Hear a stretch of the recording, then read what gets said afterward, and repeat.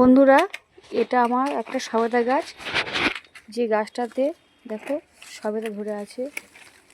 এই যে একটা হাফ ড্রাম কাটার মধ্যে হয়েছে।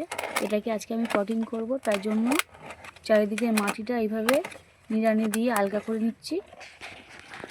এই যে ওর থেকে আরেকটা বড় সাইজের ড্রাম নিয়েছি, এই যে কাটা ড্রাম, তার মধ্যে ছাদ বাগানের ঘাস পাতা সেগুলো ভরে নিয়েছি। এবার দিয়ে দেবো একটু গোবর সার, এই যে গোবর সার মেশানো মাটি, এটা কিছুটা দিয়ে দেবো। এর মধ্যে দিয়ে দিচ্ছি সবজির খোসা পচা, এই যে ড্রামের মধ্যে দিয়ে দিলাম। এই ফাঙ্গিসাইডটা একটু দিয়ে দেবো।